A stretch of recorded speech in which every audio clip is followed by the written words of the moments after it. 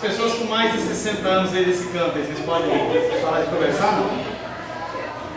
E as com quase 60. Não, eu fiquei pensando. Eu estou nesse time aí. Vamos lá, vamos lá. Eu estou nesse time. Quase 60. Finalizamos o módulo do ser de Deus no último encontro. O último encontro foi agora.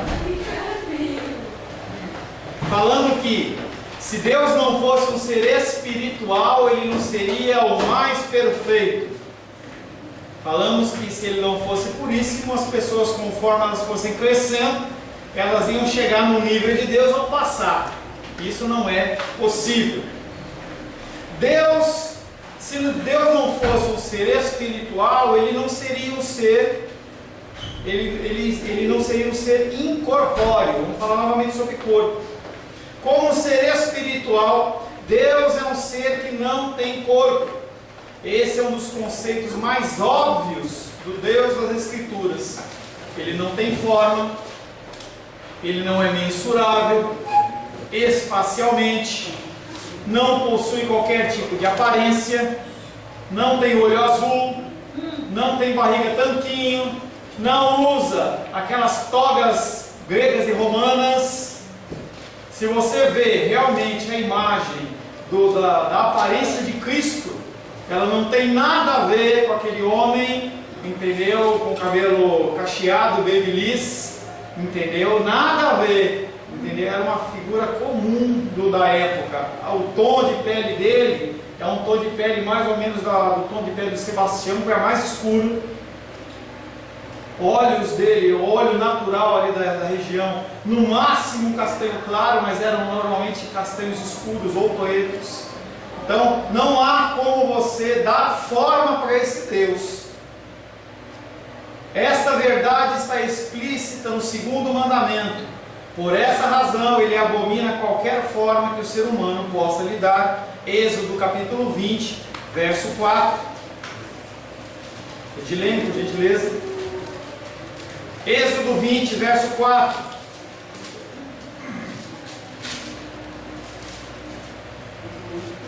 Não farás para ti imagem de escultura, nem semelhança alguma no que há em cima nos céus, nem embaixo na terra, nem nas águas debaixo da terra. E aí ele separa, eu vou separar esse Êxodo 20, verso 4 em duas partes, tá? Por minha conta. Ele fala, não farás para ti, especialmente para você, imagens de escultura. E quando você fala uma imagem de escultura, você tem que transcender o objeto material, tá? O objeto material, ele não é só aquele que é objeto de adoração. Você pode ter um objeto de adoração por um carro, por uma casa, por um bem, por uma atividade, por um ministério. Qualquer coisa pode ser uma obra, entendeu? Em que você coloca a figura de Deus naquilo. Família. Tudo tem que ficar abaixo de Deus. Tudo. Pai, mãe, irmão, filho, tio, tudo fica abaixo de Deus. Não é abaixo da igreja. Não confunda. E aí, as igrejas elas confundem isso para te fazer você ficar amarrado. Você não pode faltar ao culto porque teu pai está doente. Não, mas é primeiro Deus. Não tem nada a ver uma coisa com outra. O âmbito de igreja é simplesmente o local onde nós nos encontramos para receber ensinamentos de Deus. O objetivo da igreja, como meu objetivo, como ser humano, seu objetivo, é crescimento espiritual dos santos. Falei isso no começo. Você não está aqui para você ficar lindo, mais maravilhoso, assim para você aprender mais. Quando as crianças vão na escola, quando os jovens vão na escola, eles vão para aprender algum tipo de atividade. Então, você começa a aprender adição, subtração, depois você aprende fração, não é essa ordem necessariamente, mas vai fração, aí você vai aprender outras coisas, expressões numéricas.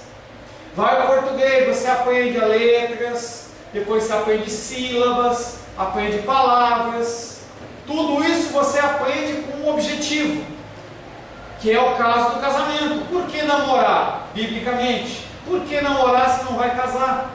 É um conceito que é difícil de você falar hoje, mas é um conceito que está na igreja, está na palavra de Deus. Tudo tem que ter uma finalidade, tudo tem que ter um objetivo. Você não faz as coisas simplesmente por fazer. E nós estamos na igreja simplesmente para aprender dele, para passar para outros. Não é para você engordar espiritualmente. Não é para você ser reconhecido como uma pessoa que sabe mais de alguma coisa. Não é isso o objetivo. E aí ele fala: não farás para ti imagem de escultura, imagens físicas, imagens de Deus dentro do seu coração. E aí ele fala, a segunda parte eu quero dividir: nem semelhança que há em cima dos céus. Porque as pessoas olham e falam assim: olha, essa águia ela é linda e maravilhosa, deve ter um Deus da águia. Olha, deve ter quando a gente vê o trovão, o relâmpago cortar o céu, é algo tão tremendo que deve ter um Deus do trovão.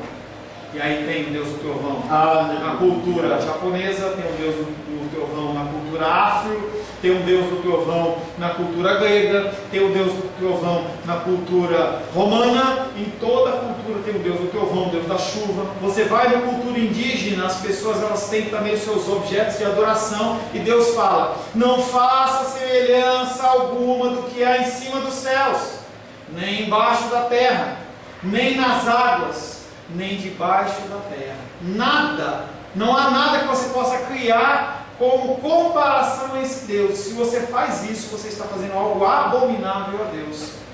Tem gente que adora cobra.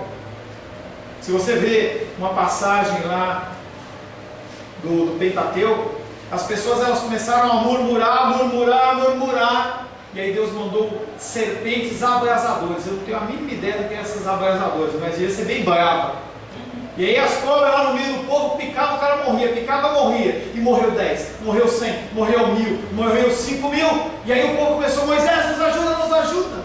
Ele vai lá para Moisés e fala: ele vai lá para Moisés: me ajuda, Moisés vai para Deus.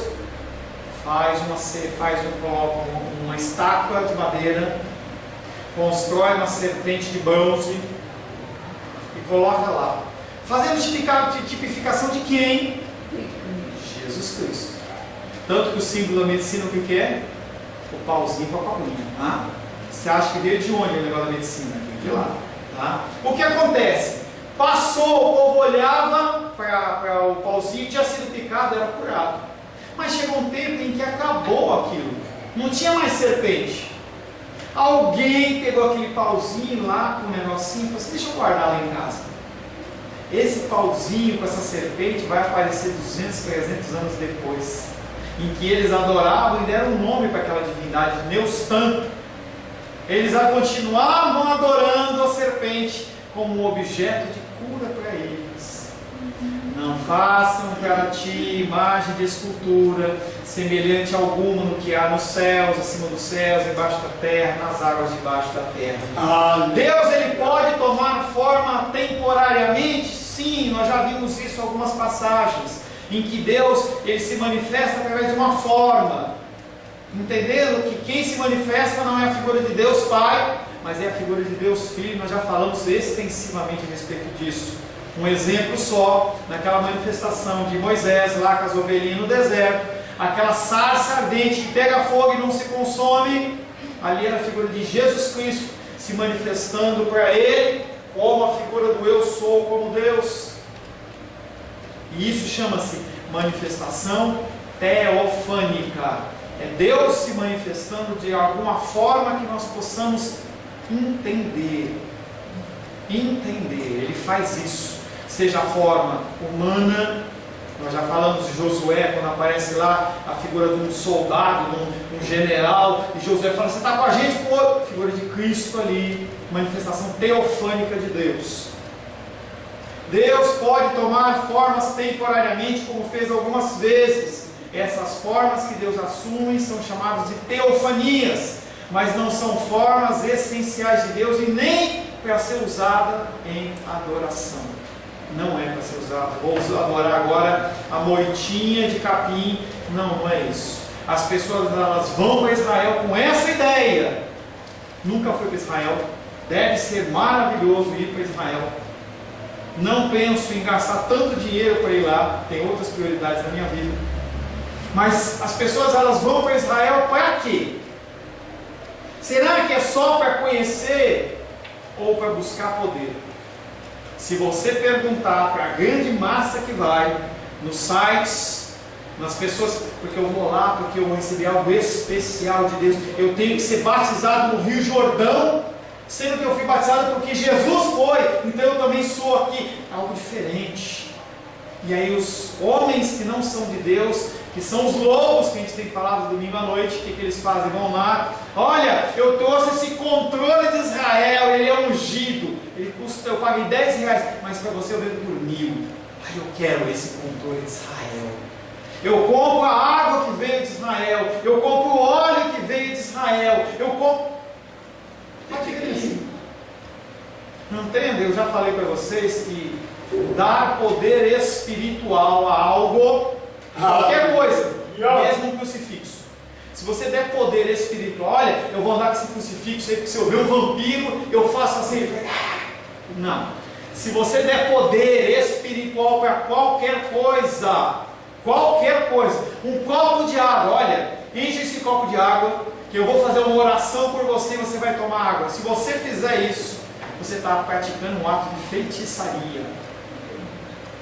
Feitiçaria, olha que sério, porque nem um elemento natural, nada tem poder em si mesmo, nem eu tenho poder em mim mesmo. Quem age é Deus através das pessoas. Mas pastor, tem uma passagem que o apóstolo Paulo, ele tinha um enfermo não sei aonde, e aí ele pegou e não tinha como ele ir, aí o cara estava indo lá, ele mandou um lenço para ele. Gente, uma situação pontual, sobrenatural, que não tem que ser copiada. Pode fazer de novo? Pode, mas é regra, não é regra. Eu tenho que ir. A dos Reis, ela está precisando fazer uma visita com um parente dela lá no Maranhão, não tem como ir. Ela vai orar, Deus, eu quero tanto ir. Deus dá uma direção para você, olha, dos Reis, manda tal coisa para ela, entendeu? E vai. E aí ela vai lá, a pessoa é curada. É um ato para eu fazer, para o irmão Cláudio fazer, para a Glenda fazer, para ele. Não, gente, é uma posição pontual. É uma decisão que Deus tomou de uma forma sobrenatural. O sobrenatural é algo que não acontece sempre. Então, uma situação como essa de Paulo é uma situação pontual. Me amostra, é ruim, hein? Me mostra na Bíblia uma outra situação como essa. Me mostra na Bíblia uma outra situação que alguém foi curado fazendo barro, cuspindo no chão e colocando. O que eu estou dizendo para você não é que Deus ele vive naquela caixinha, mas a regra não é essa. Se você está doente, a regra é você ir no médico. A regra é essa. Eu oro por você, nós oramos nos cultos. Você pode ser curado? Pode. Se Deus assim o permitir, amém. Mas não é regra. Não é regra. Eu não posso pôr a culpa. É porque você não tem fé. Não tem isso. Não existe isso. E as pessoas elas criam esse misticismo que é mentira. E isso vira uma imagem de escultura. Ministérios viram uma imagem de escultura. Deus pode tomar formas temporariamente, como fez algumas vezes, e essas formas se chamam teofanias. Nós não podemos atribuir formas a Deus, porque se fazemos isso, negamos a sua natureza espiritual, que é essencial. No ser corpóreo, como já foi dito, ela elimina outros atributos como infinidade, imutabilidade, onipresença e independência. Outra característica de Deus: Deus é um ser invisível. Não adianta você falar que você vê Deus, porque você não vê Deus. O único jeito de você ver Deus é através da figura de Jesus Cristo. E mesmo assim, Ele não se manifesta de uma forma natural no nosso meio, porque nós temos as Escrituras. Não há necessidade. Quando houve a necessidade, Ele se encarnou, andou na terra, trouxe o ensinamento para que nós pudéssemos o conhecer. Hoje não tem mais essa necessidade. Ele pode fazer? Pode, Ele é Deus. Entenda que não há limitação de nenhuma forma ou espécie para Deus. Se você chegar para mim e falar assim, olha, eu estava lá no quarto, e meu quarto encheu de luz, e apareceu um ser e falou assim, eu sou Jesus, amém, glória a Deus. gostaria muito de ter uma experiência como essa. Mas não é regra. Não é regra. Não quer dizer que vai aparecer também o Gabriel, vai aparecer para a Rosângela. Não quer dizer. Pode. Manifestações angelicais, idem. Deus, ele é um ser invisível. Uma das... Oi? Eu penso desse jeito. Amém, glória a Deus. Uma das características da espiritualidade é ser invisível. Um ser corpóreo não pode ter a propriedade da invisibilidade. Se ele tem corpo, não tem como ser invisível. A gente vê aqueles filmes em que as pessoas elas se formam invisível. Não existe, gente. Por isso que quando os caras fazem, volta a dizer, faz uma mágica, ó, sumiu o cara, você fica assim, uau! Entendeu? Coloca a moça lá dentro, e aí coloca o pano, coloca um elefante, coloca um avião, sei lá, um monte de coisa que as pessoas fazem. Aí some. Você fala, para onde foi? Porque a gente acha que pode, não está lá ainda, não está.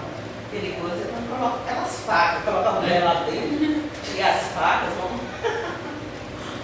Uma das características da espiritualidade é ser invisível. Um ser corpóreo não pode ter a propriedade da invisibilidade.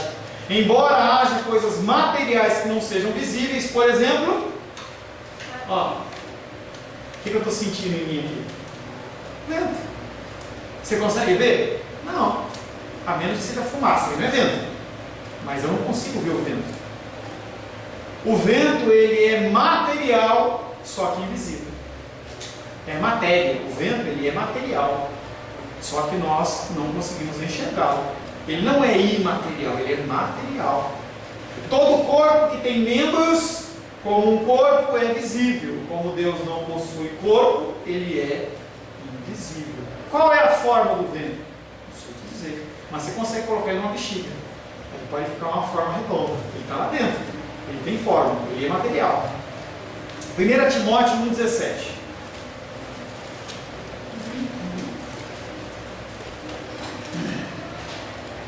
Irmão Cláudio, 1 Timóteo, capítulo 1, verso 17. É você que tem dificuldade em achar os livros da Bíblia: Mateus, Marcos, Lucas, João, Atos, Romanos, Coríntios, Gálatas, Efésios, Filipenses, Colossenses, Tessalonicenses, Timóteo. 1 Timóteo 1, 17. Eu já acho.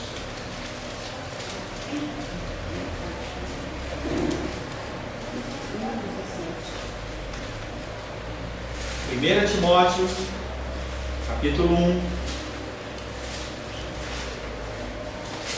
verso 17.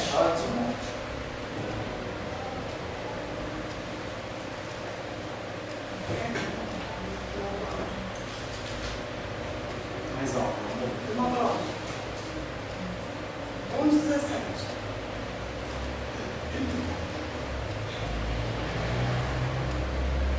Assim, ao Rei eterno e imortal, invisível, Deus único, honra e glória pelos séculos dos séculos. Amém. Dá até para finalizar as nossas orações desse jeito, né? Que lindo, né? Assim ao Rei eterno, imortal, e ele é o que mais? Invisível.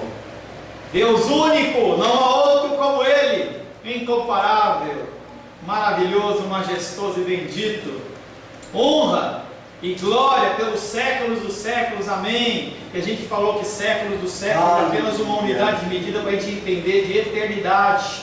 A gente consegue imaginar séculos dos séculos. Ele não somente é invisível, mas também é imperceptível aos nossos sentidos. Você não sente o cheiro de Deus, por mais que tem uns malucos que dizem que sente o cheiro de Deus. Tem, o cara fala assim: estou sentindo uma coisa, estou sentindo o cheiro da mirra. É a mirra, não, porque parece que você não tem como tomar um copo d'água, ou tomar mesmo a Santa Ceia e falar assim: olha, esse suco de uva, ele tem o gosto de Deus. Você não tem como ouvir Deus, a menos que Ele se manifeste de uma forma audível. Se Ele não se manifestar de forma audível, ninguém consegue ouvi-lo. Em algumas situações, que foi expulso da aula? Não. Foi expulso da aula. Em algumas situações, Deus ele falou com o seu povo. Quando Jesus Cristo, que é Deus, falou com Paulo, que era Saulo ainda: Saulo, Saulo, por que me persegues? Saulo ouviu direitinho, e o outro povo pensou que era o quê? Um trovão. Não é? Porque para aqueles ele não queria que eles ouvissem o que ele estava falando. Era só. Você viu que ainda tem essa característica. Quando Jesus Cristo foi batizado: eis o meu filho amado em quem tenho prazer. Glória a Deus. Aleluia. O Senhor ele se manifesta. Você só ouve Deus se Ele quiser falar. Não adianta você achar: agora eu vou ouvir Deus, eu vou ficar aqui sentado até Deus falar comigo. Quem é você para exigir que Deus fale alguma coisa de você? Nessa situação em que ele falou: eis o meu filho amado em quem me compraste, as pessoas ouviram ou só? Eu não lembro direito. Todos ouviram. Todo ouviu. Eu tenho quase, confirmado, eu tinha quase certeza. As pessoas que estavam naquele pedaço ali, elas ouviram. Alguns, quando ouviram aquela voz, também pensavam que era um trovão. Porque as pessoas elas não estão acostumadas a ouvir coisas espirituais. Então quando Deus fala, para mim nunca falou. Tá? Quando Deus fala audivelmente, deve ser alguma coisa no mínimo diferente. No mínimo diferente. Tá? E Deus já falou na minha mente, isso já falou, em que eu sabia que Deus estava falando e não era algo que foi gerado do meu pensamento, foi gerado de lá, entendeu? Mas foi Ele que se revelou. Tá? Tato, não tem como pegar Deus. O que eu pulei de sentido? Visão, tato, audição, olfato, já falei, foi Deus. Tá? Ele não só é invisível, mas também é imperceptível aos nossos sentidos, ao contrário do vento. Olha, eu estou sentindo o ventinho batendo em mim. Ventinho batendo em mim. Não vemos o vento, mas o sentimos. Porque a invisibilidade do vento não faz com que ele não se choque com os seres corpóreos. Então o vento ele se choca comigo.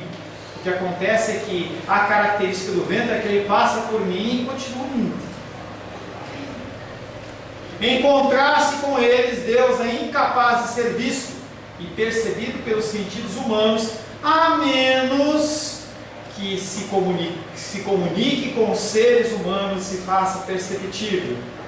Como que Deus pode falar?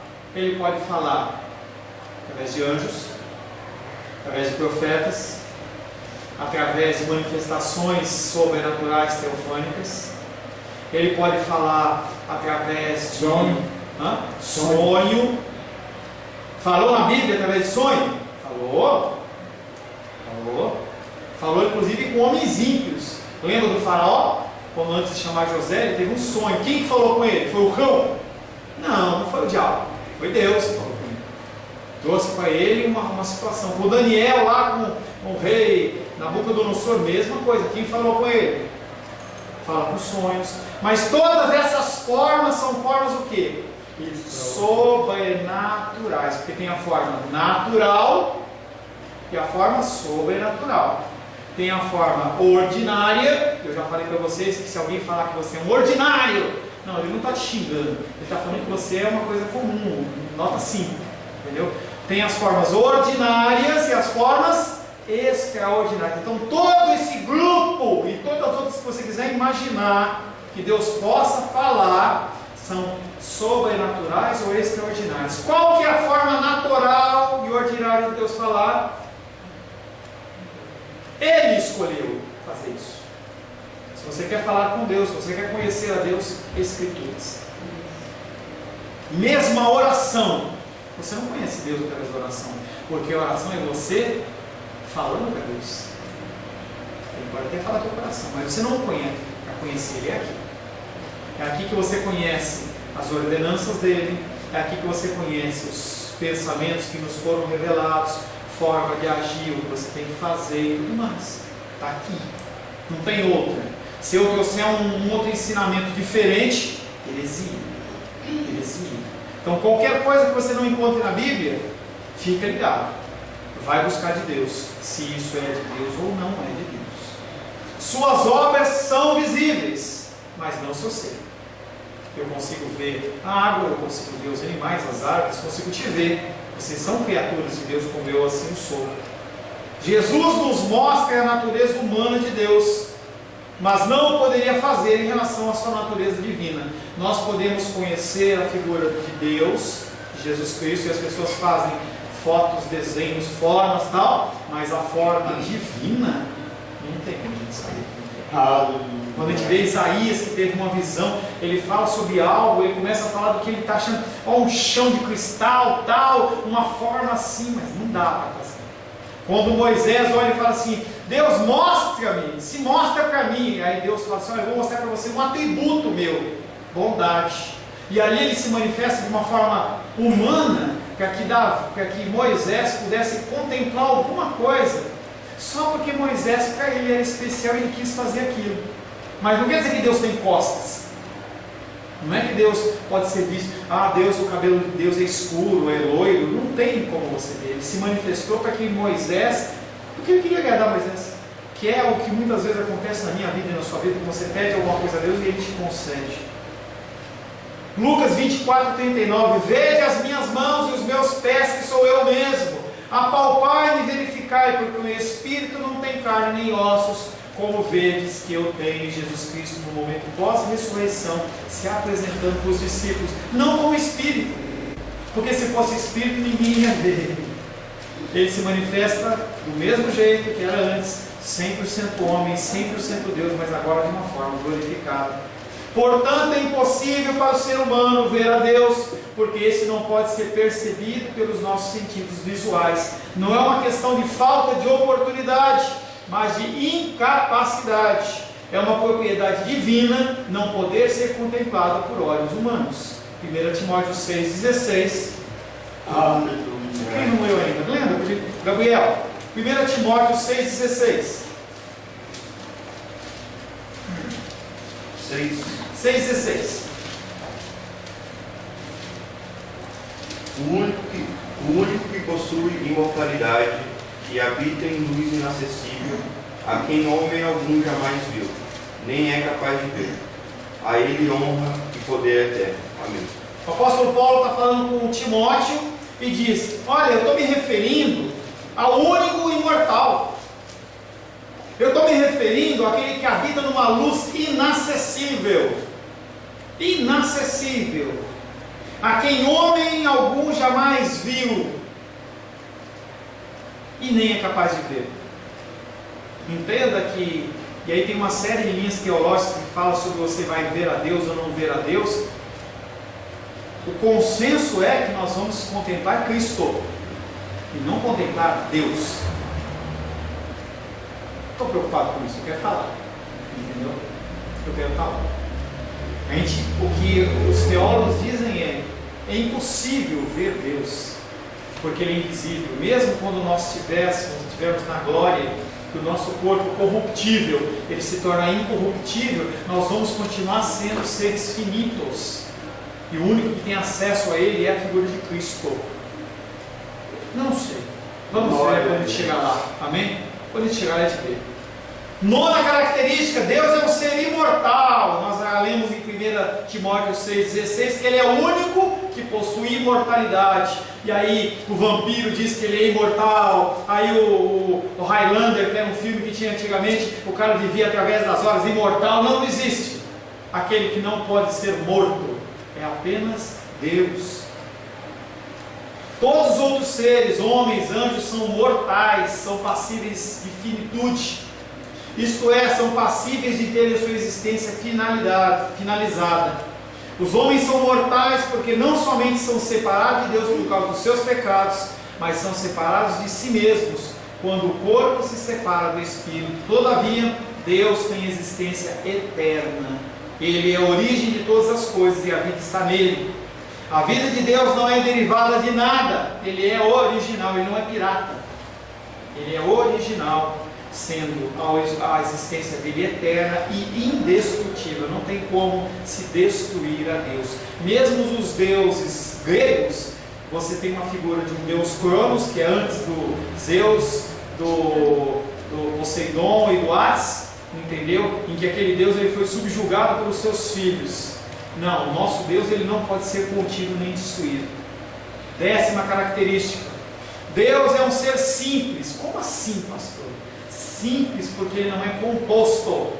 Esse é o sentido do simples. Se Deus tivesse alguma conotação corpórea, normalmente eu volto nisso, ele seria como nós composto. Eu sou composto de corpo, alma e espírito, sou composto de mão, de dedo, de coração, de pulmão. Deus não. Ele não é um ser composto, ele é um Deus, é um ser simples, e ele não pode ser dividido. A essência de Deus é indivisível. Não se pode afirmar que parte dele é bondade. Olha, essa parte de Deus que eu estou vendo, ele é bondade. Deus ele é amor, mas ele é justiça e fogo consumidor, da mesma maneira. Ele é amor, mas ele também é julgamento. Não são características que se manifestam em certo momento. Então, hoje eu estou de mau humor, então estou manifestando a minha ira. Amanhã eu estou melhor, resolvi os meus problemas, eu manifesto o meu amor, com a minha paciência. Não é assim com Deus. Deus ele é único, não há como agir de maneira, tudo é nele, manifesta de uma maneira só. Não há diferença entre a essência de Deus e os seus atributos. O amor de Deus é Deus, a ira de Deus é Deus, a longanimidade de Deus é Deus, a misericórdia dele também é Ele, faz parte dele e é Ele. Não há como você separar. Não há diferença entre a essência de Deus e seus atributos. Seus atributos eles não são um acréscimo à sua essência, como para mim e para você. Agora eu vou fazer um curso de alemão, então eu acrescentei no meu conhecimento a língua alemã. Não tem isso em Deus. Ele é completo. A essência de Deus ele é indivisível, porque ele não é composto. Inclusive, as pessoas da Trindade não são partes de Deus, porque não tem como separar. E aí, irmão dos Reis estava mostrando lá um versículo de João dizendo assim: que como é que é? Que Deus não julga ninguém. Isso é comissionado a Cristo fazer. Então, quando no dia do julgamento, quem vai estar perante você?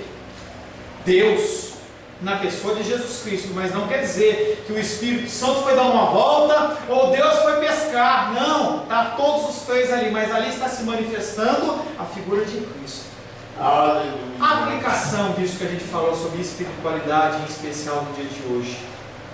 Essa característica do ser divino o torna distinto das outras criaturas. Não tem como você comparar. Tá? Amor de Deus é amor como amor de mãe. Para com essa heresia. Amor de Deus é como amor de mãe. Não existe isso. Não tem como você comparar o amor de Deus. Ele é incomparável. E aí um exemplo que uma vez eu vi, vocês já devem ter ouvido talvez.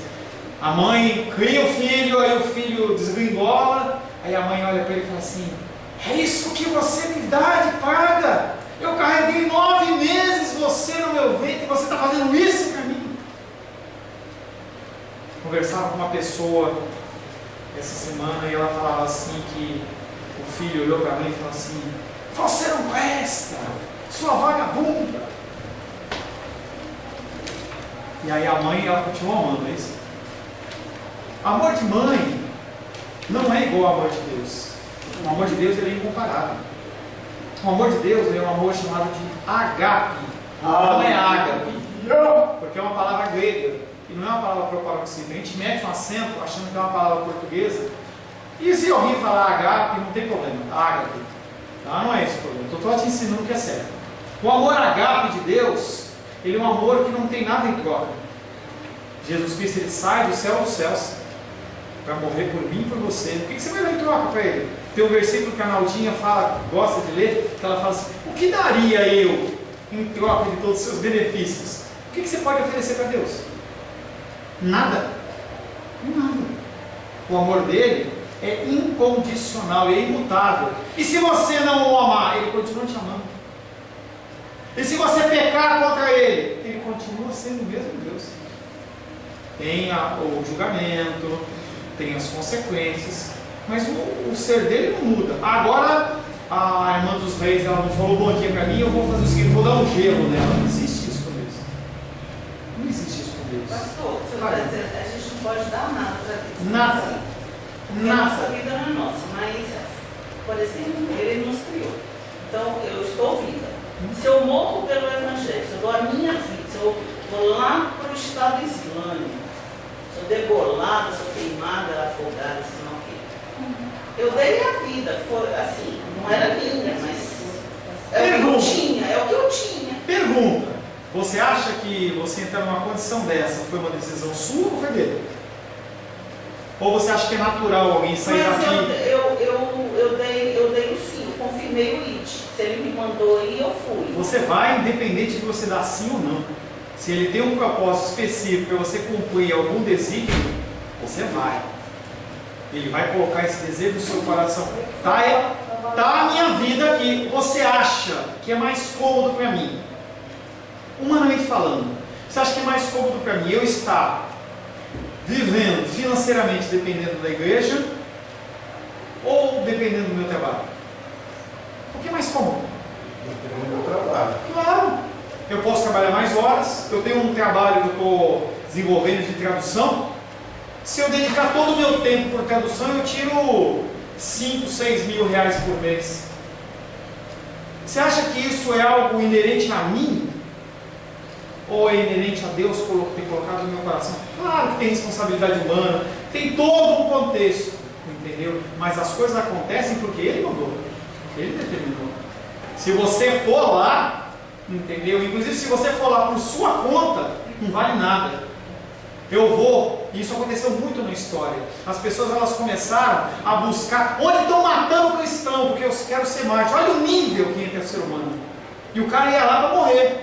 Chegou ao ponto da igreja definir, olha, para a pessoa ser considerada mártir tem que ter características, senão os povos estão começando a se entregar para morrer. Aí eu morri pelo Evangelho. Não, Deus mandou.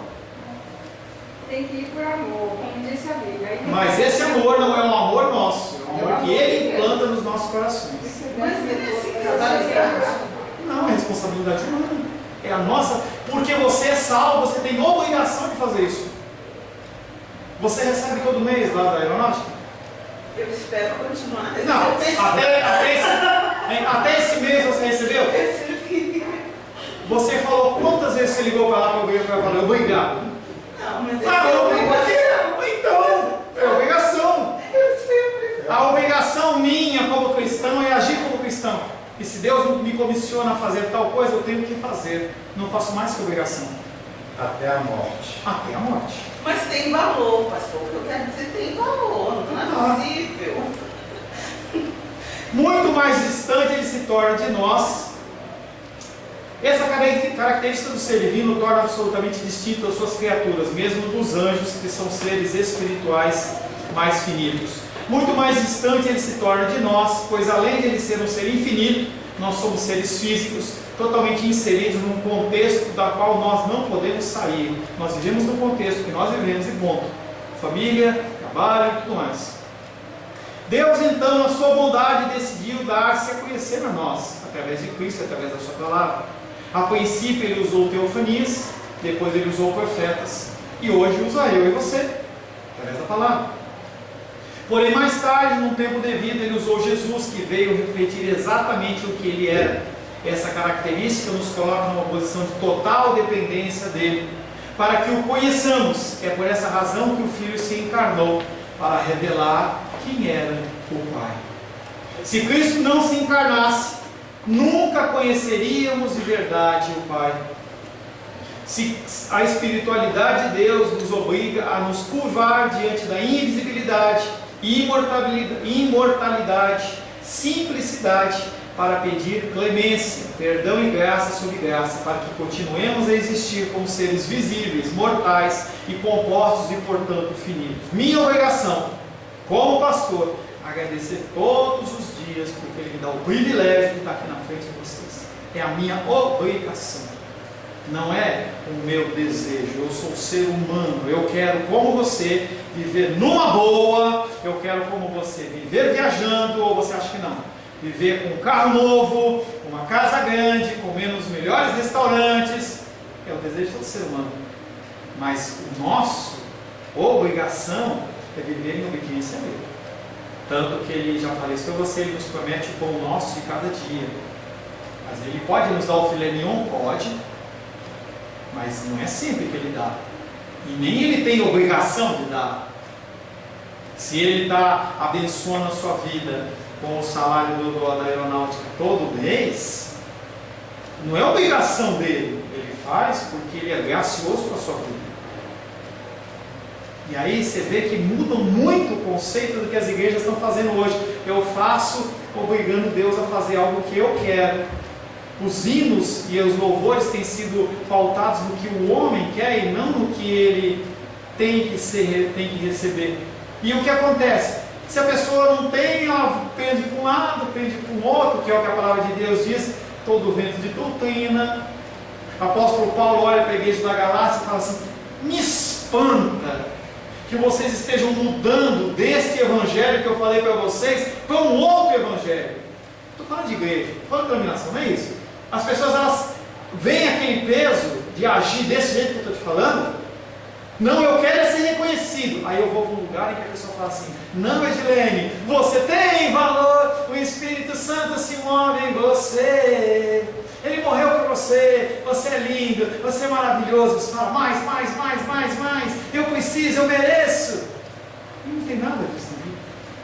Ele morreu para revelar o Pai, para cumprir as Escrituras.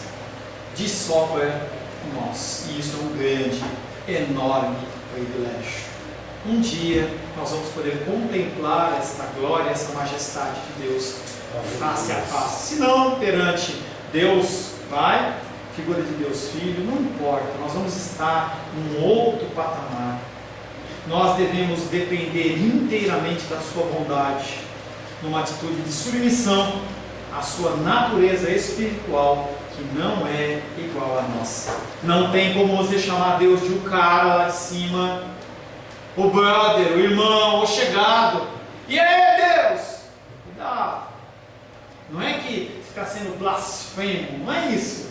Você tem que entender que você está tratando com o Criador de todas as coisas. Se você, dentro da sua intimidade com Deus, na sua oração, você trata Ele, meu papai, é outra coisa, mas não no sentido como se fosse uma regra, não, é uma coisa muito particular sua com Deus, porque Ele se relaciona desta maneira com o ser humano, de outra maneira com o outro, conforme Ele vai conhecendo, e conforme nós vamos o conhecendo, nós nos relacionamos de uma maneira muito mais tranquila, some aquela formalidade, que foi o que os fariseus não entenderam. Eles achavam que eles tinham que continuar com toda aquela formalidade para que Deus pudesse agir. Deus não precisa do meu formalismo, do seu formalismo. Fala, Deus, antes de finalizar. Um exemplo, sobre o negócio de como falar com Deus, de qualquer maneira, podemos ver que desde muito tempo atrás, os reis e tudo, você não chegava na presença do rei de qualquer jeito. Nunca! Você ia entrar e falar assim: aí, rei, quer falar comigo? Não. Primeiro tinha uma parada, até você chegar lá, que era muito difícil, e depois, quando você chegava lá, a primeira coisa, você se provava diante do rei. Se o rei quisesse falar contigo, ele se manifestava e você falava. É a mesma coisa até hoje. Você não chega diante de um juiz, uma autoridade e tal, e fala assim: aí, juiz, aí, como é que tá? Tudo beleza? Excelentíssimo, meritíssimo e tal. É assim. Agora, se diante do homem, dos reis, das autoridades, a gente nos comporta desse jeito, e o Deus Todo-Poderoso? Isso chama-se temor. Temor. É claro que não tem mais esse monte de exigência, porque o véu se rasgou. Nós temos que ter cuidado com a diferença é que você não tem que vir por mim. Você chega a mim e fala: pastor, eu estou querendo comprar um carro novo, eu posso comprar? Olha, eu vou orar a Deus depois de uma resposta. Não existe, gente. Você vai para Deus e Deus vai te dar a direção para você fazer as coisas. Claro que homens e mulheres de Deus são colocados como auxiliares no nosso caminhar. Só isso. Senhor, em nome de Jesus, queremos agradecer ao Senhor por mais esse período em que nós estivemos estudando sobre o ser de Deus e os seus atributos. Nos ensina cada vez mais, Pai, como nós devemos nos relacionar com o Senhor, como falar contigo, as coisas que te agradam, as coisas que são abomináveis ao Senhor. Nós, Pai, somos como mulas, cegos, sem entendimento, e nós precisamos que o Senhor nos instrua. Perdoa, Pai querido, os nossos erros, as nossas falhas, as nossas decisões humanas, e nos alinha para que nós possamos cada vez mais Te agradar, Pai, e um dia estar na Tua presença por toda a eternidade. Pai, em nome de Jesus. Amém. Glórias a Deus.